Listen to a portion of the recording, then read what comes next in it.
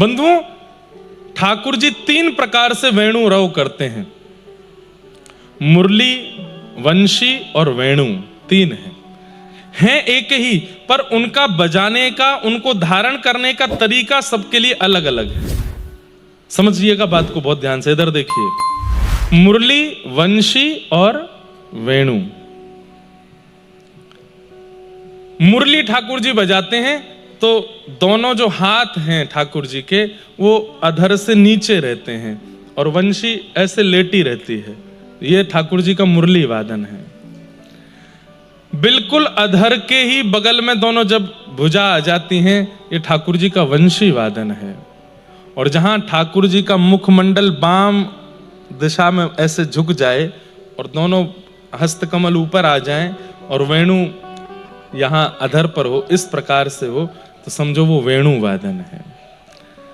ठाकुर जी मुरली बजाते हैं ब्रजवासियों के लिए, गैयाओं के लिए, मतलब सबको जो सुनाई देती है वो है मुरली। अपने से प्रेम करने वाली सखियों को और सखाओं को जो सुनाई देती है उनके लिए जो बजाते हैं वो है वंशी, और श्री प्रिया जी के लिए जो बजाते हैं वो है वेणु। ठाकुर जी बिल्कुल लीन होकर के उसका वादन करते हैं।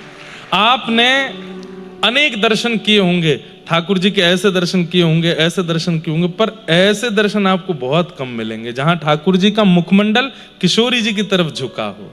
ये बाम भाग किशोरी जी का है और यहां की तरफ ठाकुर जी झुके हैं, दोनों हस्तकमल ऊपर हैं। वेणु रव सबको सुनाई नहीं देता, उसका अधिकार किशोरी जी जिसको प्रदान करती हैं उसी को सुनाई देता है।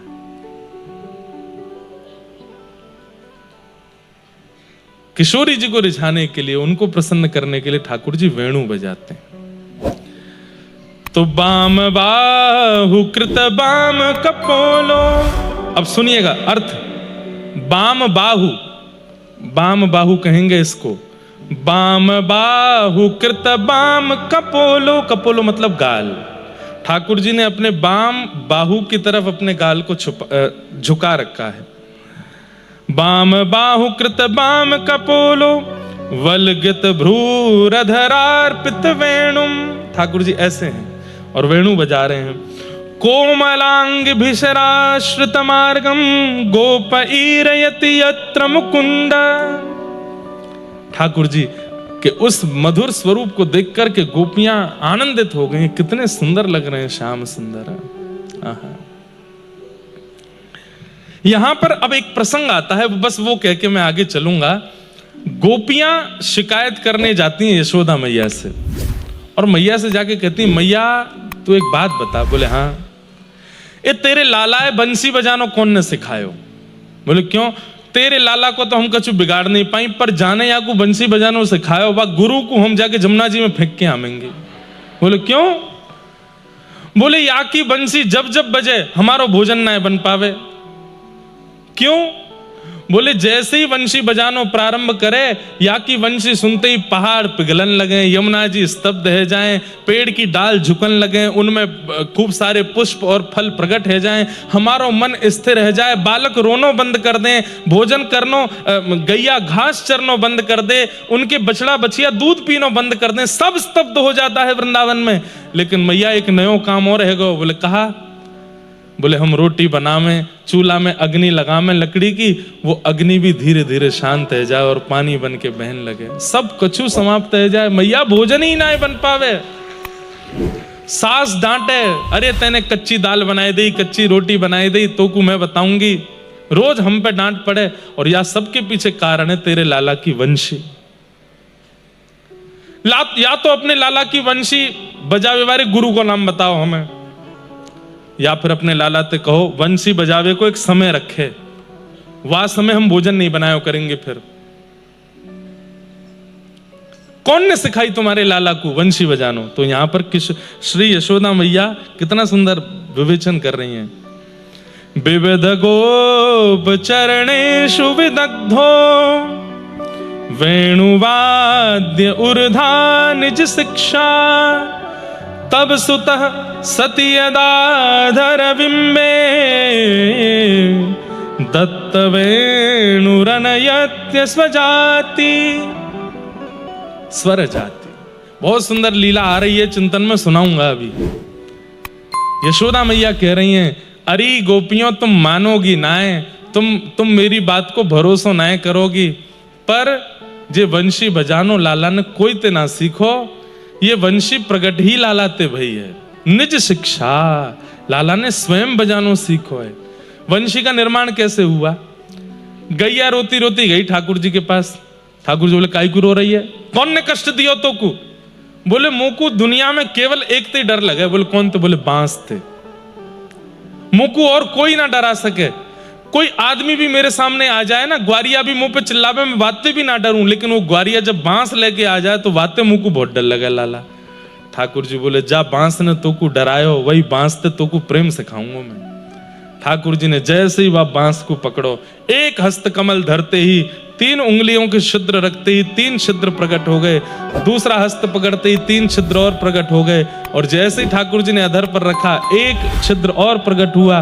ठाकुर जी ने कुछ उंगलियों को उठा करके जैसे ही प्राण पिरोए, मधुर वंशी बजी, गैया के नेत्रों से अश्रुपात होने लगे। ठाकुर जी बोले, तो कुछ सुख देवे के काज, आज नवीन वंशी को निर्माण किया है मैंने। वंशी के निर्माता श्री कृष्ण है,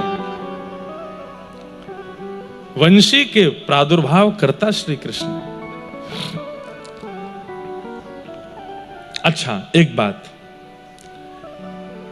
ठाकुर जी वंशी बजा रहे थे। ठाकुर जी के सखा इतने ऊधमिया नेक शांत ना बैठे, लेकिन ठाकुर जी जब वंशी बजाते हैं वो भी बिल्कुल पिन ड्रॉप साइलेंस, आंख बंद करके सुनते रहते हैं ठाकुर जी को।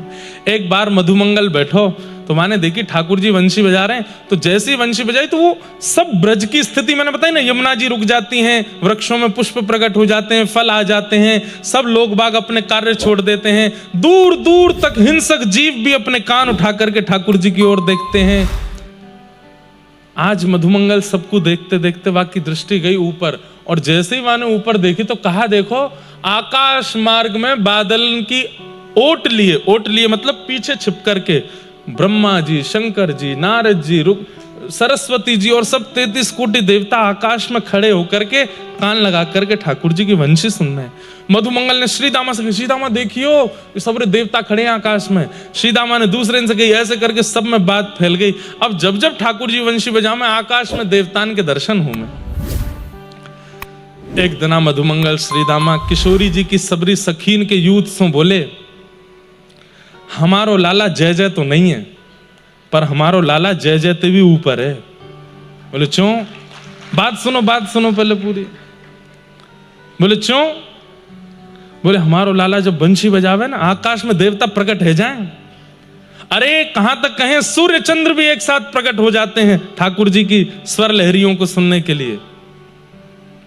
हमारे लाला, तुम्हारी किशोरी जी सुंदरता में ऊपर होंगी, तुम्हारी किशोरी जी धन धान्य में ऊपर होंगी, तुम्हारी किशोरी जी गायन में ऊपर होंगी, तुम्हारी किशोरी जी नृत्य में ऊपर होंगी लाला से, पर संगीत में तो हमारो लाला अग्रगण्य है। ललिता जी ने कमर कसी, बोले अगर किशोरी जी लाला से ऊपर निकली तो?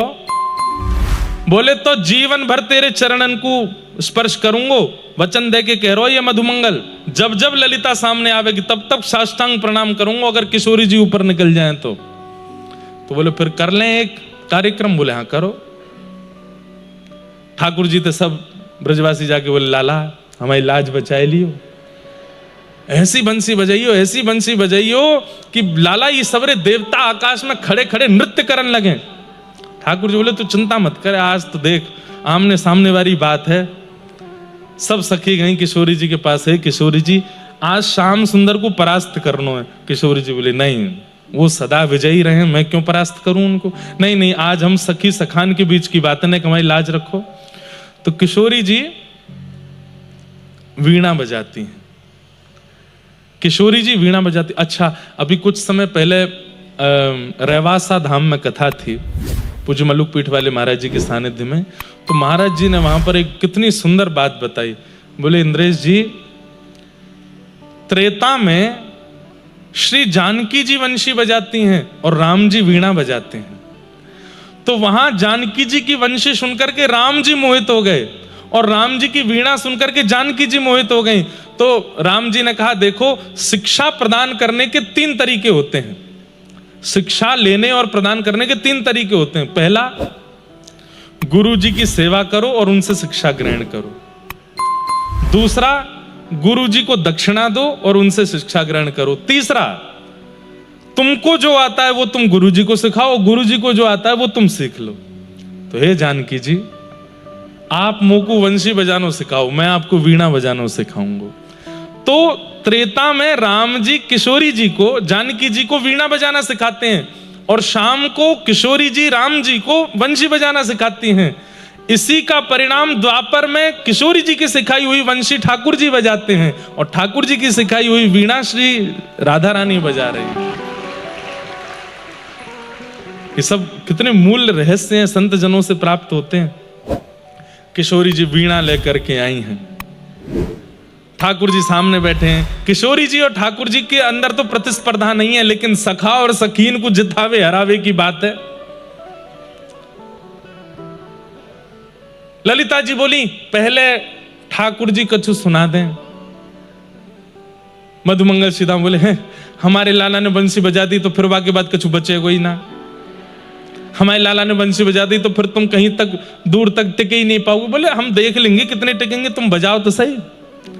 ठाकुर जी ने अपने अधर पर वेणु धारण करी और महाराज यहां से प्रारंभ करते करते करते जैसे ही ठाकुर जी ने अपना मुखमंडल झुकाया और जब तेर सुनाई है, आहा, वृंदावन में आधा आकाश काला है और वहां चंद्रमा है, आधे आकाश में दिन है, वहां सूर्य है।